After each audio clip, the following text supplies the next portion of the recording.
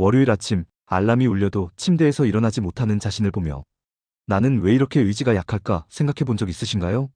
주변 사람들은 새벽부터 일어나 운동하고 하루 종일 바쁘게 움직이는데 당신은 그저 누워서 멍하니 천장만 바라보고 있죠. 게으르다는 소리를 들을 때마다 마음 한구석이 무너지는 기분. 하지만 제가 오늘 알려드릴 뇌과학 연구 결과를 듣고 나면 당신의 생각이 완전히 바뀔 겁니다. 사실 당신이 자주 쉬고 싶어 하는 건 게으름이 아니라 뇌 효율이 압도적으로 높은 사람에게만 나타나는 특별한 본능이거든요. 이 영상이 끝날 때쯤이면 당신이 왜 남들보다 더 많은 휴식을 필요로 하는지, 그게 왜 재능의 신호인지 명확하게 이해하게 될 겁니다. 먼저 질문 하나 드릴게요. 당신은 회의 중에도, 친구와 대화할 때도, 심지어 유튜브를 보면서도 머릿속이 너무 시끄럽다고 느낀 적 있나요? 겉으로는 조용히 앉아 있는데 뇌 안에서는 수십 가지 생각이 동시에 돌아가는 느낌. 저 사람 표정이 왜 저럴까? 내가 아까 한 말이 실수는 아니었을까? 오늘 저녁엔 뭐 먹지? 내일 미팅 준비는 됐나? 이런 생각들이 멈추지 않고 계속 흘러가죠. 바로 이겁니다. 뇌과학에서는 이런 상태를 디폴트 모드 네트워크 과활성화라고 부릅니다. 쉽게 말하면 당신의 뇌는 아무것도 안 하는 것처럼 보일 때조차 고성능 컴퓨터처럼 돌아가고 있다는 거예요. 2017년 하버드 의대 연구팀이 600명의 뇌를 fMRI로 스캔했을 때 놀라운 사실이 밝혀졌습니다.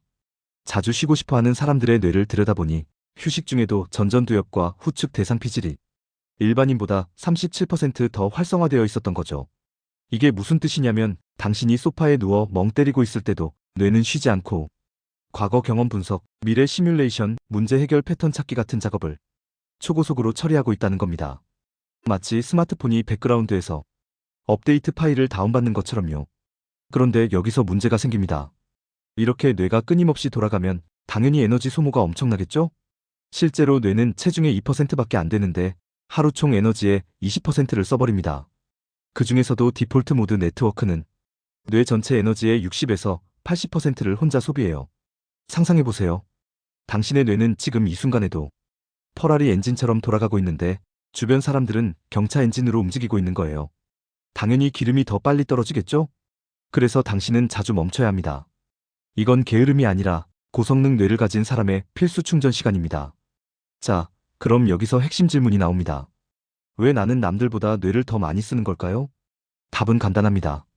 당신의 뇌가 세상을 더 깊이, 더 넓게 인식하도록 설계되어 있기 때문입니다. 심리학자 일레인 아론 박사가 발견한 감각처리 민감성 개념을 보면 전체 인구의 15에서 20%는 태어날 때부터 뇌의 감각 필터가 얇게 설정되어 있어요. 일반인은 10가지 자극 중 3개만 처리하는데 당신은 8개를 동시에 처리하는 겁니다. 커피숍에서 책을 읽는다고 생각해 볼까요? 일반인은 책 내용에만 집중하지만 당신은 옆 테이블 대화 내용, 에어컨 바람 방향, 커피 향, 의자가 삐걱거리는 소리, 책 속 문장이 과거 경험과 연결되는 패턴까지 전부 동시에 인식합니다. 이게 바로 고효율 뇌의 특징입니다. 그리고 이런 사람들에게는 또 하나의 공통점이 있습니다. 바로 워킹 메모리가 비정상적으로 큽니다. 워킹 메모리는 쉽게 말하면 뇌의 작업 테이블이에요.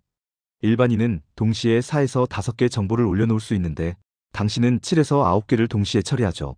문제는 테이블이 넓으면 정리하는 시간도 더 오래 걸린다는 겁니다. 그래서 당신은 하루를 마치고 나면 다른 사람들보다 훨씬 더 지쳐 있습니다. 이건 나약함이 아닙니다. 오히려 더 많은 일을 처리했다는 증거예요.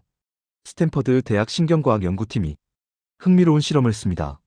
두 그룹에게 같은 업무를 주고 한 그룹은 50분 일하고 10분 쉬게 했고 다른 그룹은 90분 연속으로 일하게 했죠. 결과는 어땠을까요? 50분 일하고 10분 쉰 그룹이 창의성 점수 42% 증가, 실수율 33% 감소를 기록했습니다.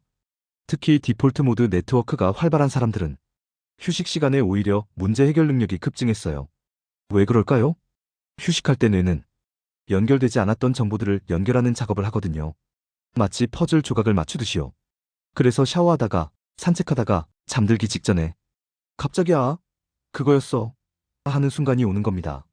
자, 그럼 이제부터가 진짜 중요합니다. 당신이 오늘부터 실천할 수 있는 고효율 뇌 최적화 전략 3가지를 알려드릴게요. 하지만 3번째 방법이 진짜 게임 체인저니까 절대 끝까지 들으셔야 합니다. 첫 번째, 90분 사이클 활용법입니다. 뇌과학자 나다니엘 클라이트먼이 발견한 울트라디언 리듬에 따르면 우리 뇌는 90분 단위로 집중과 휴식을 반복하도록 설계되어 있어요. 그러니까 당신이 2시간 연속으로 일하려고 하면 뇌가 자동으로 브레이크를 걸어버립니다. 억지로 버티면 버틸수록 효율은 떨어지고 스트레스만 쌓이죠. 그러니 이렇게 해보세요. 90분 집중 작업 후 반드시 15분 완전 휴식. 이때 휴식은 유튜브 보기나 SNS 확인이 아니라 눈을 감고 가만히 있기, 창밖 먼 곳 응시하기, 천천히 걷기 같은 감각 자극이 없는 활동이어야 합니다. 지금 당장 스마트폰 타이머를 90분으로 맞춰보세요. 오늘부터 실천할 수 있습니다. 두 번째, 마이크로 휴식 삽입법입니다. 90분도 길게 느껴진다면 25분마다 2분씩 쉬는 포모도로 테크닉을 응용해보세요. 핵심은 완전히 멈추는 것입니다. 손에서 마우스를 떼고 눈을 감고 깊게 숨을 3번만 쉬어보세요. 들이마실 때 4초, 내쉴 때 6초. 이렇게 하면 전전두엽에 과열을 시키고 부교감 신경이 활성화되면서 뇌가 리셋 모드로 들어갑니다. 단 2분이면 충분합니다. 지금 해볼까요? 눈을 감고 천천히 숨을 들이마시고 더 천천히 내쉬세요. 느껴지시나요? 어깨에 힘이 빠지는 게. 그리고 마지막, 가장 강력한 3번째 방법입니다. 바로 의도적 멍 때리기 루틴입니다. 2024년 MIT 뇌인지과학연구소에서 획기적인 발견을 했어요. 하루에 10분간 아무것도 안 하는 시간을 가진 사람들이 3개월 후 창의성 테스트에서 평균 56% 향상된 결과를 보였습니다. 여기서 핵심은 정말로 아무것도 안 하는 것입니다. 책도 안 보고 음악도 안 듣고 생각조차 컨트롤하지 않는 거예요. 그냥 창밖을 보거나 천장을 보거나 마당의 나무를 보면서 흘러가는 대로 두는 겁니다. 처음에는 어색하고 불안할 수 있어요. 이렇게 시간을 낭비해도 되나 싶죠. 하지만 20분이 당신의 하루 생산성을 3배로 끌어올립니다. 왜냐하면 뇌가 강제 정리 모드로 들어가면서 쌓였던 정보들이 자동으로 재배치되거든요.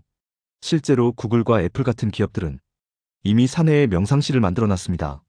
직원들이 아무것도 안 하는 시간을 가질 수 있도록요. 그들은 알고 있어요. 진짜 혁신은 회의실이 아니라 멍 때릴 때 나온다는 걸.